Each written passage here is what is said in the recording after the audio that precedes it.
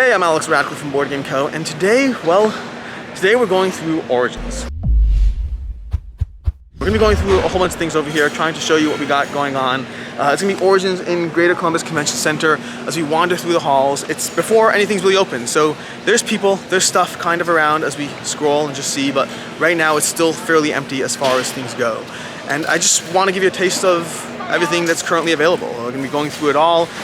This video should be going up Thursday, hopefully, Thursday morning. So if you're down in Origins, if you're down in Columbus, if you're making your way here, this might give you a taste of some of the things you can see. So you get some things you can get your hands on, whether playing, trying, or all that. And I guess let's start off the bat with Perseverance over here and Septima. Now Septima is going to be coming from Mindclash Games. This one's not available yet, but Perseverance on the other hand, this one is, I don't actually know if they'll have it available, if they're just showcasing it. I don't really know. We have Distilled from Dave Beck. This is a Kickstarter that did, $500,000. I don't think it's being sold yet. Currently still prototype. Again, it's currently just the booth right now. And let's just start wandering through and see what we can find. So I was just walking past the Arcane Wonders booth over here, and they have Foundations of Rome, which is awesome. These are going to sell out pretty quickly. You want to get your hands on this. The real thing for me though, because Foundations of Rome is already hot in this. The real thing for me is they only have a handful of copies of Aquatica, which is one of my favorite games. So hopefully there's still copies for you by the time you see this. But Aquatica is amazing. Like, I love Aquatica. They only have a handful of copies. They also, give me a second there, they also have some other great games. They have some Mortem, which is a new game I haven't played. They have Furnace, which is great over here. But then, one of my other personal favorites is Critters at War. Absolutely adore that game. It's an amazing experience. I love it. And then Mobile Markets over here. I haven't tried this one yet, but I've heard good things. It's a lot of stuff, a lot of fun things. Here we go. Here's the Aquatica, and more Air, Land, and Sea, which is good because, well, you should get those. I've just been wandering around the convention hall, just getting a glimpse of the various booths and things. I have lots of photos, lots of stuff. I have no idea the order these things will be in. But then I just came upon this game that I've never heard of. And the thing is, I'm not usually that compelled by games I haven't heard of. I mean, honestly, you see the title, Scourge of the High Seas.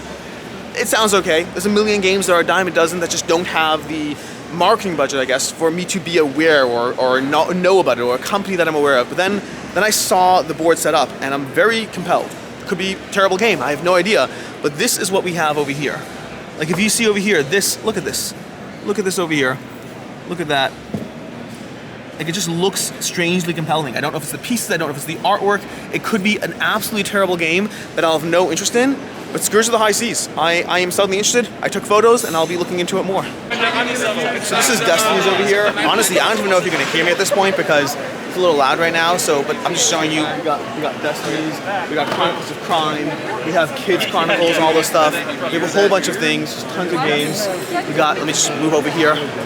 We have Sherlock, King of 12. We have Baron Voodoo, which I've never played. Court of Miracles, which I have played. This is Lucky Duck. We got a wild Devin Norris over there. He's oh no, don't look at, no, don't. Devin, if it isn't the inside of your mouth, no one cares. No one cares if it's not the inside of your mouth. Let's see. Hey. There we go, thank you. That's what I'm talking about. Quality content right there.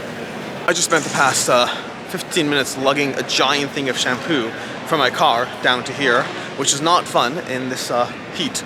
The AC needs to get working here quickly. But basically, what we have over here is we have Rove, okay? Rove is going to be from the designer of the fan-made expansion for Gloomhaven, otherwise known as Crimson Scales. You may have seen, I did an unboxing on my channel for it, but this is from the same designer and the same artist, in fact. A game by Matti Eisenbach, the designer behind the unofficial fan-made Gloomhaven expansion, the Crimson Scales, and illustrated by Alexander Echev, the artist behind Gloomhaven and Frosthaven. Sign up at our booth to play the demo today. Basically, that's it. This is Rove. They have a demo box over here. The box is smaller than what the actual box will be. The actual box will probably be more Gloomhaven size. I know he really liked Gloomhaven, but I'm very intrigued. I mean, look at this. Look at this art. Look at this world that they're building. It's very exciting. It's very exciting. No video over here at Origins would be complete without looking at Gloomhaven and Frosthaven. Here we go. Look at this box. Frosthaven in here. It looks cool. I mean, the side of the box coming to Kickstarter March 2020. That's a little out of date, I think. It's been on Kickstarter. It's still coming. The box is supposedly very large. MSRP has gone up. I was wrong when I said that wasn't worth backing. They raised the MSRP on that significantly. We have giant stacks of this. This is going to be the Black Barrow, a Gloomhaven puzzle. It's a puzzle. Gloomhaven, that's what it is. It's just a puzzle in case you want that. And then we have just stacks of Gloomhaven, Jaws of the Lion, stacks of Red Gloomhaven, just tons of things over here as far as just everything Gloomhaven. I'll go ahead and round about to the other side over there where I can show you their pre-set up terrain for Frosthaven. Now this is something I've shown and seen before in Now this is something I've shown and seen before, but right now we're over here at the Gloomhaven booth, the Frosthaven Gloomhaven booth, and this is what they have set up for their terrain. I mean, I've been playing this recently over on Twitch with Professor Meg playing Gloomhaven, not Frosthaven, but this makes an in-person game seem so much cooler. I'll try to get some more footage of this tomorrow when they actually have everything set up over here. A regular favorite of mine at, well, all conventions is CGE. CGE generally has a giant space, as they do over here, just a giant space, still in the middle of getting set up, everything's being handled over there, lots of tables, and then just some of my favorite games in general. They have Galaxy Trucker, which has always been a game that I enjoyed. Last Will is one that, I mean, I haven't played in a long time. I still need to play the Prodigal Clubs. We have Falling Skies, which is excellent. I love that game. Hashkolar I never got around to playing. Adrenaline's a solid game. Codenames is one of my favorites of all time. And then they're still gonna have like Arnak. If we go around to over here, if we head around to over here, we'll see all the Arnak stuff. Dungeon Lords, Dungeon Pets, Through the Ages, an incredible game, absolutely incredible. Arnak, and especially with the expansion, you want to play this game with the expansion. It's great without, don't get me wrong. I love the game with and without the expansion, but it's hands down better with the expansion. And then right now they're setting up for, well, basically giant Galaxy Trucker. Run around from the middle of the floor, grab some tiles, build your ship. I haven't played that, but that could be something fun. Here's Elf Creek. Elf Creek's still in the middle of setting up, but we got Merchants of the Dark Road, piles and piles of Merchants of the Dark Road. We have Honey Buzz, which is absolutely fantastic, just stacks and stacks of Honey Buzz, along with a lot of the promo stuff. In case you wanted any of the promo stuff or the little expansions, the Honey Pot. We have Atlantis Rising Deluxe components as well. They're just like still in the process of getting everything set out. If you want Merchants of the Dark Road, those coins, those Lumi Metal coins over here, these are absolutely fantastic. They are the best coins I have ever seen in a board game, period. Like just straight up period, the best coins. I mean, theoretically for the game, but you can use them for anything and it would work. Now Pandasaurus does look basically completely set up at this point, or close to it. We have a whole lot of just games. We have Brew, which I need to play. Brew is a game that I just talked about with Kids Planning on a different video. It looks amazing. Wild Space was a fun game. Roar and Write, Dinosaur Island Roar and Write wasn't really a game that I enjoyed. I still need more plays to see. Dinosaur Island in general, whole lot of stuff, but they have everything. They have Skull Canyon, the Ski Fest, we have the Loop over here. The Loop, I still need to play that one, as well as the expansion for the Loop as well. They have the reprint of Sobek set up, ready to go over here. And then we have more Skull Canyon, we have Sobek, we have Stardew Valley. I did not realize, I'm a little confused with this. I did not realize that Stardew Valley, I'm not certain what's happening here. It doesn't have the Pandasaurus logo on it, but it is here. It's definitely here. I've heard good things about Stardew Valley. I need to play it, and of course, well, a whole lot of stuff, but I'm curious. The ones for me over here, I still need to play Stardew Valley. I want to get that. Sobek, I played the original. It was a good game, but not one I necessarily needed. The Loop, I've heard enough good things, and Brew, I have my own copy. We want to play it, as well as Dinosaur World. So a whole lot of fun stuff. Oh, and Track 12.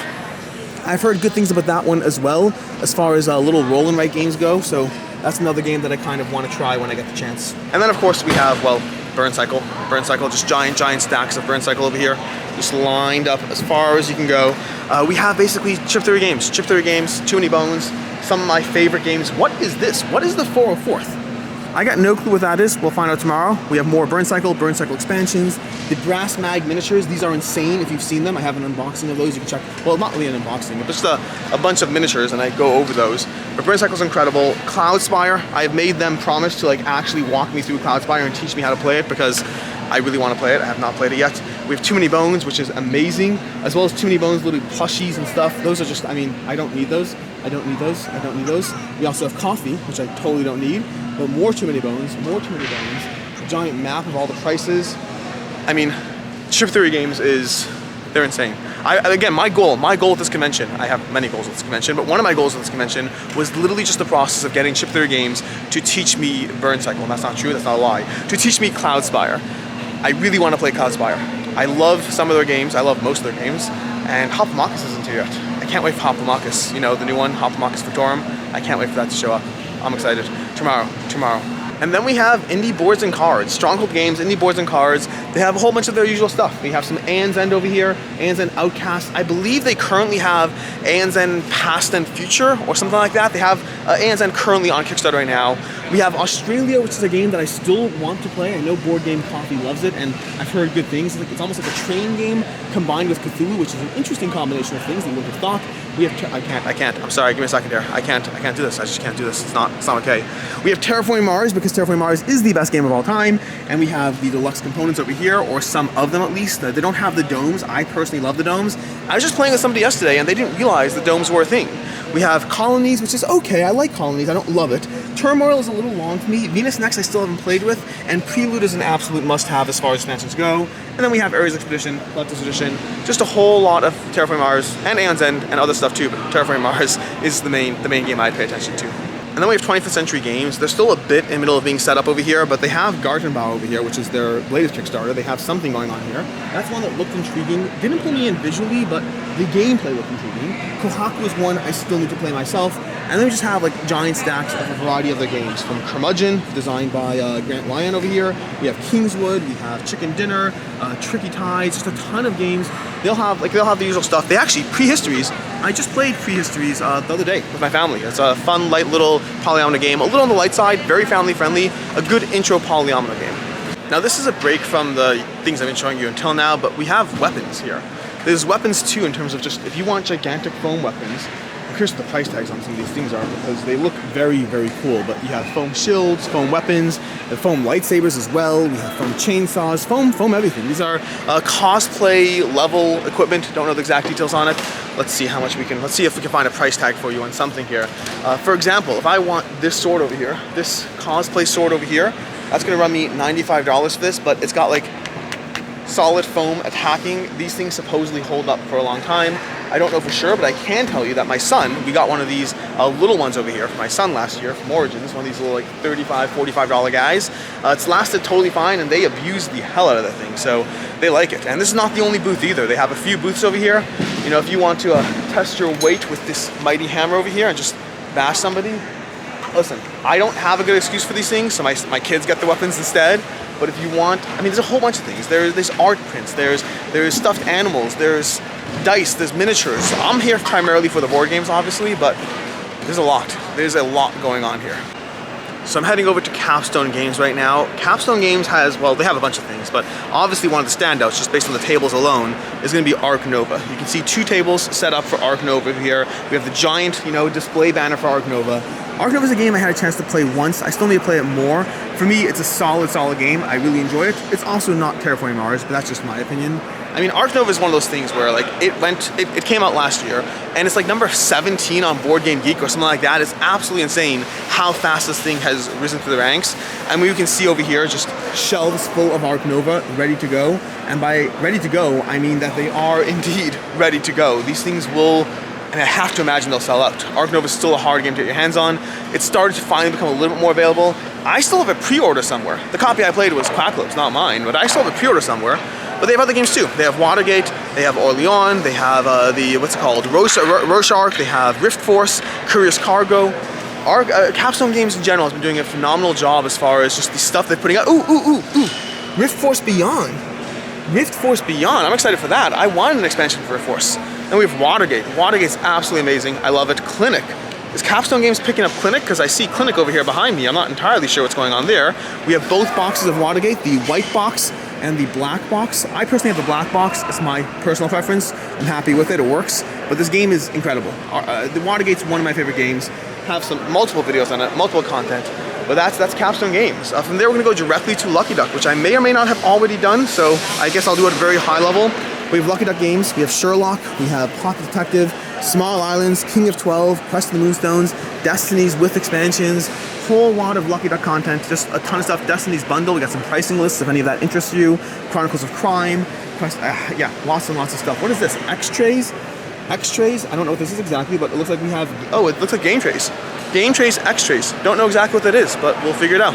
Now, Smirk and Dagger is also all set up. We have Tower of Madness, we have Before There Were Stars, The Night Cage, Woolly Mammoth, Biotics. They have a whole bunch of games in their library.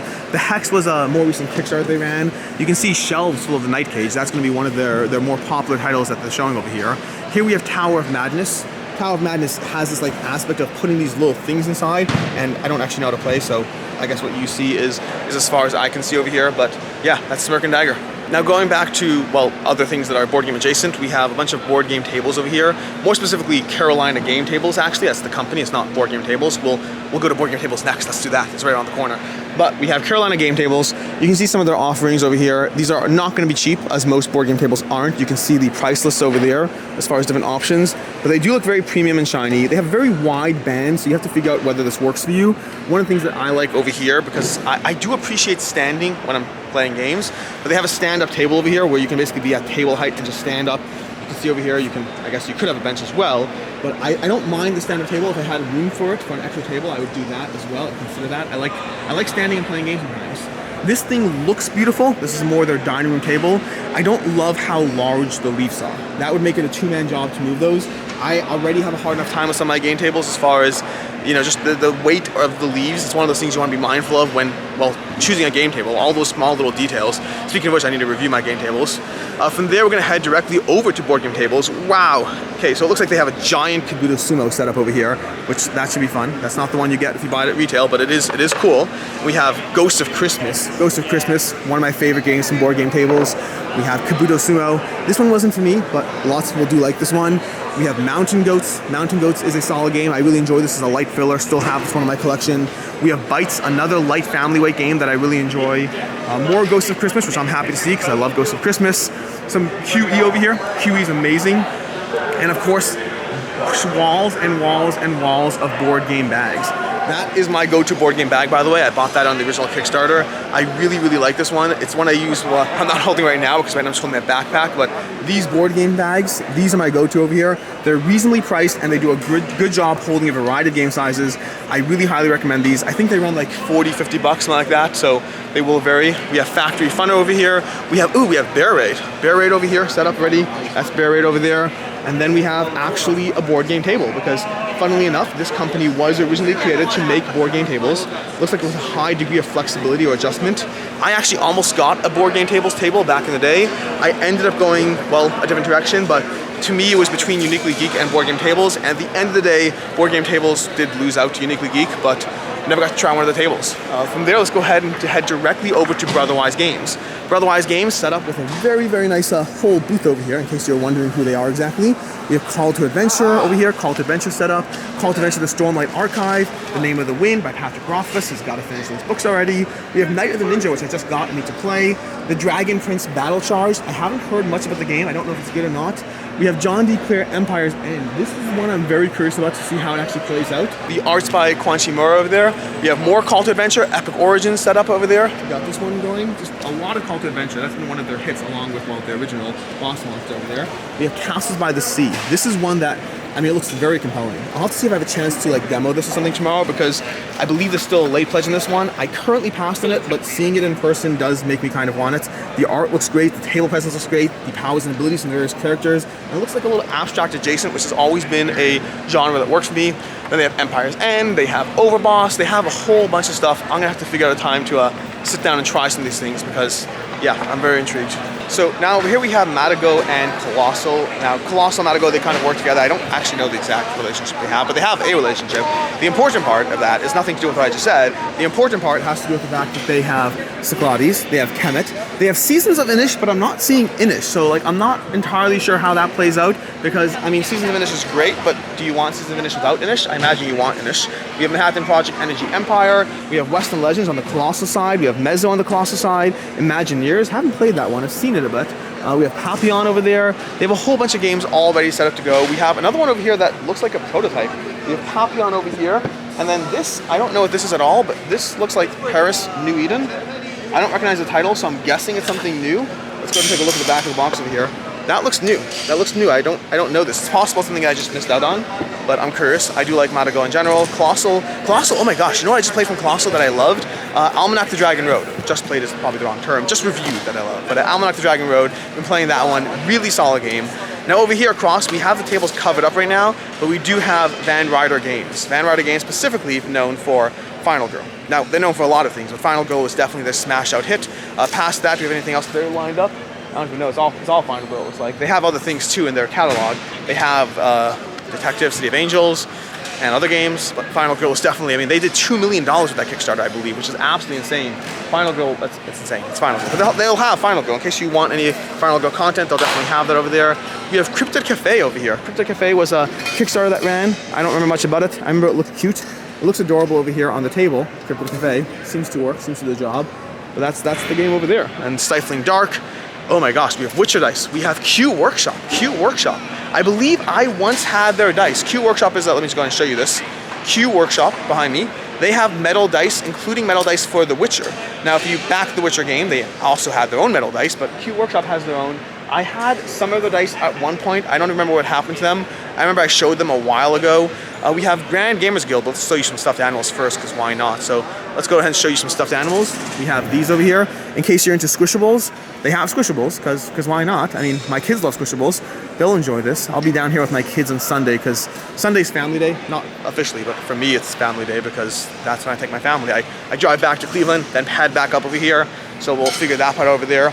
Now over here we have Grand Gamers Guild. Grand Gamers Guild, they have a few games set up. We have Garinto, which is one that I played last Origins. I found this one at last Origins, picked up there. Still have this one. Don't know if it will last forever. I like aspects of it, but I don't know if it's going to be played as much. We have Endangered, which is another one that I should have a review coming for this one shortly. But Endangered is a cooperative game, and they have new species giving you, well, as you might imagine, new species. We have Aldabas, the Doors of Cartagena, which looks like this one's finally starting to show up. This was a Kickstarter that I guess is starting to ship. I don't know exactly when or how or if. We have Forgotten Depths. Now this is something that Grand Gamers does in general. They often work with existing Kickstarters and show off their products and distribute their products. So we have a bunch of the games. We have Forgotten Depths, which was a Kickstarter. We have Roll Camera. They worked with them on that. Roll Camera is a little cooperative filmmaking game. Then we have Belgian Beer Race, and Artist Project is their own title. Shikoku's a fun one as well, but a lot of things over here at Grand Gamers Guild. So now I'm heading over to Hachette Games and Ultra. Well, not just Ultra, they have a bunch of games. They have Acropolis over here, which is one that I need to try at some point. Maybe I'll try to table this when I'm here because it looks cool, but that's as far as I know about this one. We also have Ultra, which is a fun game. Ultra is a lot of fun. I should have a review coming soon, if not already. I don't always know when my film reviews are going up. Ultra is cooperative, very story-driven. It's got these chronicles, so I really enjoy it, but I also think that once I finish all the chronicles, I think I'm done with it, so we'll see what happens there. But I like it. It's a solid game. Then we have the whole catalog here, including Iki. We have Orlog, which is an Assassin's Creed dice game, which I'm surprised. I didn't realize they picked that up.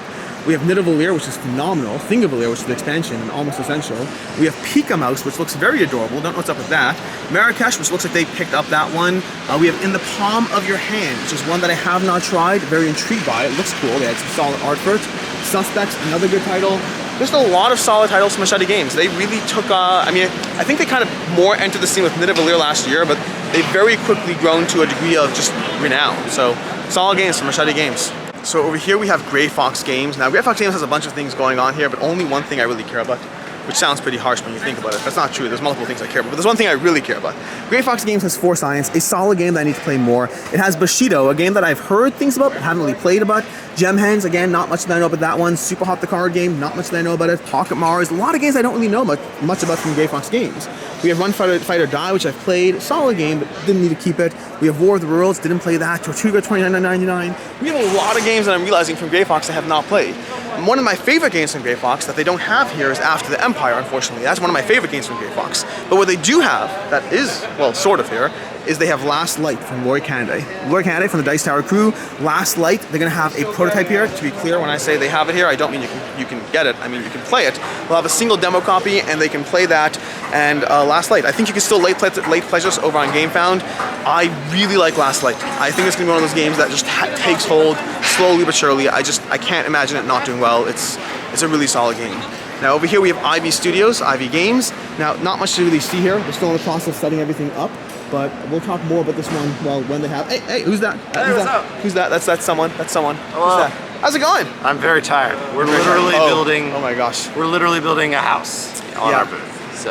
Yeah, it's okay. You missed the part where I was carrying down a box of shampoo across from the parking garage down here. I was sweating buckets. It was not cool. Yes. But as far as why I was carrying a box of shampoo, that's because Rove, Adex Games, the Crimson Scales, they needed shampoo. But yeah, we have this. What are we gonna have to do? We have Veiled Fate? Yeah, we're gonna have Veiled Fate for sale. We'll have Moonrakers for sale. We'll also have all of our expansions for Moonrakers that we're doing a Kickstarter for this summer for the Titan campaign. To clarify, not for sale. Not for sale, just to play them, check them out. Cool. Maybe a couple other surprises. So. I'm gonna hang up now so I can find out what the surprises are. We have a stack of, well, not necessarily new things, but a lot of things that are for sale. A lot of popular titles that you've probably heard of. Games like Kingdom Builder, that's phenomenal. I love Kingdom Builder. We have, what do we have over here? Lots of games that I'm not as familiar with. Amiatis, Assyria. These are some like old titles. Olympos, they've been around for quite some time. Now we have Dominion over here. Dominion's a tough one for me. You see, I have a bunch of Dominion, well, games, and the problem is, as soon as I buy expansions, like I don't think I have Menagerie or Nocturne. I don't think I have those. I don't think I have Mixed Box. I don't even know what that means. I have Dark Ages, Adventures, and Empires. In fact, Adventures and Empires are some of my favorites over here. Excuse the background noise, but Dominion is a problem for me because of the fact that as soon as I buy more Dominion content, I'm going to completely need to re-sleeve my Dominion set, because my Dominion set currently is sleeved in my older sleeves, and I've since upgraded to Sleeve Kings, and I will need to completely redo. I'm not looking forward to it, so I'm going to have to figure it out. We have Allies. I don't know if I have Allies yet. There's a whole bunch of newer Dominion content that I just don't have, and I don't need it, because I already have a lot of Dominion, but I do kind of want it. So I think we're going to start wrapping this one up. There's a ton of stuff here. There's an absolute ton of stuff. Columbus, Origins, Greater Columbus Convention Center. Oh, there's going to be one more booth over here. I'll have to go to this one more booth 1 second. We're going to wrap up soon. Let me just go ahead to this one more over here because this is over here, Creature Comforts. We have Power Plants, KTBG, Burnt Island Games, whoa, okay, Fossilis over here. This one looks amazing. And then we have the tiles, I love the tiles. See, I've had Power Plants before, but I've had Power Plants with prototype tiles, which wasn't as cool. We have Maple Valley as well. That's gonna be showing up soon over on Kickstarter or GameFound. I assume Kickstarter, but we'll find out. We have Endeavor, Age of Sail, a whole bunch of things over here. Creature Comforts, because Creature Comforts has done tremendously well. This is very cool. Follow the Mountain King, another one I'm incredibly excited for. Well, yeah, we're gonna wrap it up. I just can't stop. So the short version is, there's a ton of things here.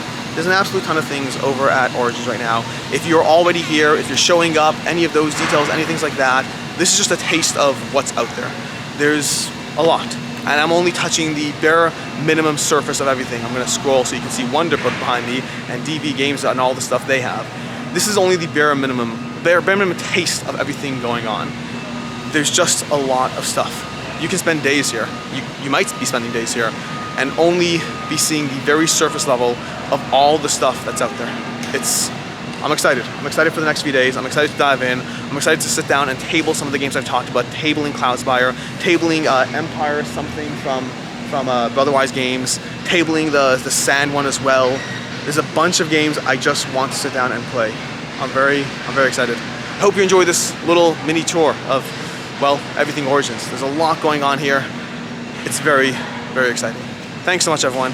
Appreciate you hanging with me through this all. And until next time, I'm Alex Radcliffe from Board Game Co. And I hope you have a good one.